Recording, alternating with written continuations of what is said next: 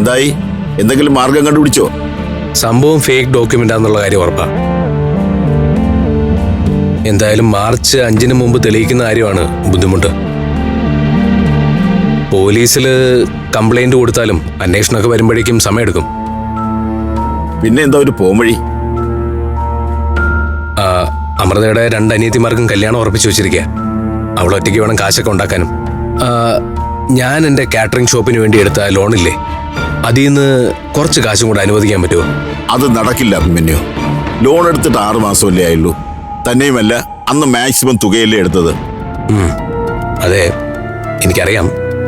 Maximum കാശ് തന്നിട്ടുണ്ടെന്നറിയാം. വേറെ മാർഗമൊന്നും ഇല്ലാത്തതുകൊണ്ട് ചോദിച്ചതാ.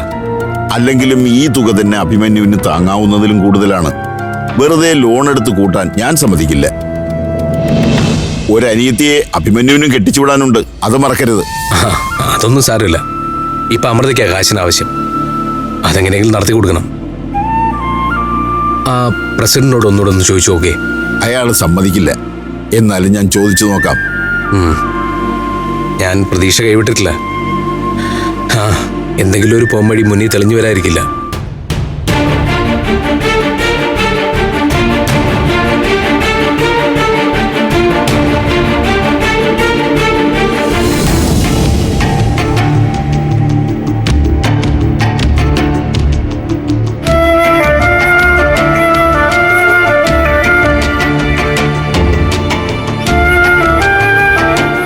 അതും ആലോചിച്ചിരുന്ന് മനസ്സ് വിഷമിപ്പിക്കണ്ട.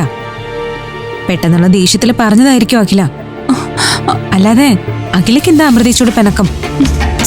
എന്നാലും ചേച്ചി, കൃഷ്ണേട്ടന്റെ മുമ്പിൽ വെച്ച് അങ്ങനെയൊക്കെ പറയാന്ന് വെച്ചാ, നമ്മൾ ആരെങ്കിലും ഇതുവരെ പഞ്ചരത്നത്തിന്റെ കണക്കിൽ തർക്കം പറഞ്ഞിട്ടുണ്ടോ? സത്യത്തില് കൃഷ്ണേട്ടൻ പറഞ്ഞതൊരു ന്യായമായിട്ടാ എനിക്ക് തോന്നിയത്. കല്യാണത്തിന്റെ പേരില് അങ്ങനെ ഒരുപാട് കാശ് ചെലവാക്കേണ്ട കാര്യമൊന്നുമില്ല. ആ പൈസ നിങ്ങളുടെ പേരിൽ ബാങ്കിലിട്ടാ നാളെ ഒരു ആവശ്യം വരുമ്പോ ഉപകരിക്കും. നോക്കിക്കോ, എന്റെ കല്യാണത്തിന് ഒരാഡംബരം ഉണ്ടാവില്ല. അഖിലേച്ച് പറഞ്ഞതുപോലെ രജിസ്റ്റർ ഓഫീസിൽ പോയി കല്യാണം കഴിക്കാൻ ഞാൻ. മതി, ഇനി ആ വിഷയം വിട്. കൂടുതൽ പറഞ്ഞാ കൂടുതൽ വിഷമാവേ ഉള്ളൂ. എന്താ രണ്ടുപേരും കൂടി ഒരു ആലോചന? അല്ല, അഖില എവിടെ? അഖില അങ്ങനെയൊക്കെ പറഞ്ഞത് ചേച്ചിക്ക് സങ്കടമായി അല്ലേ? എന്ത് സങ്കടം? അവക്ക് അങ്ങനെയൊക്കെ പറയാൻ ഞാനല്ലേ ഉള്ളൂ. വേറെ ആരോടും അല്ലല്ലോ പറഞ്ഞത്. എന്റെ മുഖത്ത് നോക്കിയല്ലേ. അതിനിപ്പോ എന്താ? എന്നാലും കാശിന്റെ കണക്കൊക്കെ പറയാന്ന് വെച്ചാ, അത് പിന്നെ കാശിന്റെ കണക്ക് പറയാതെ പറ്റില്ലല്ലോ. അതില് ഒരു തെറ്റുമില്ല.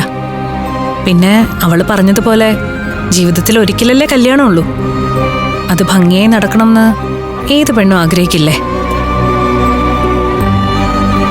അമൃതേച്ചി എങ്ങനെയൊക്കെ ന്യായീകരിച്ചാലും അഖിലയുടെ സ്വഭാവത്തിൽ ഈയിടെ നല്ല മാറ്റമുണ്ട്. ഇങ്ങനെ ആയിരുന്നില്ല അവള്. ഒക്കെ നിങ്ങളുടെ തോന്നലാ. നമ്മളിങ്ങനെ പഞ്ചരത്നങ്ങളായിട്ട് കൂട്ടുകൂടിയിരിക്കുന്നത് വരെ ഒറ്റക്കെട്ടായി ജീവിക്കും. അങ്ങനെ ആയാ കൊള്ളാം.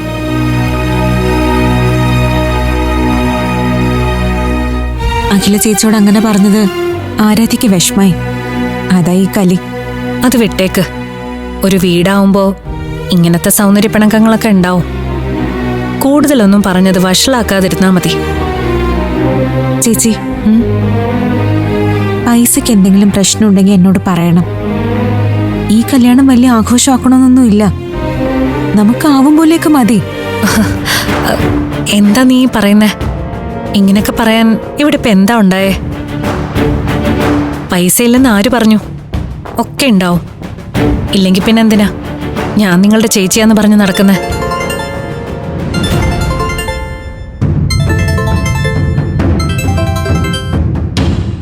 ഹലോ, ഞാനേ പുറത്ത് റോഡിലുണ്ട്. ഒന്നിങ്ങോട്ട് ഇറങ്ങി വരുമോ? എന്താ? അത് നേരിട്ട് പറയാം. ഒന്ന് പെട്ടെന്ന് വരുമോ? പിന്നെ ഞാനിവിടെ ഉണ്ടെന്ന് അവിടെ വേറെ ആരും അറിയണ്ട.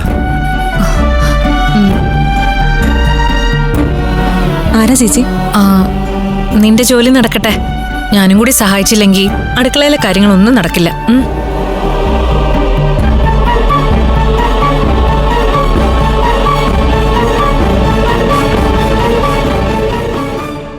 ഫ്ലവേഴ്സ് സ്മാർട്ട് ഷോ ശനി ഞായർ ദിവസങ്ങളിൽ രാത്രി 9:30 ഫ്ലവേഴ്സിൽ.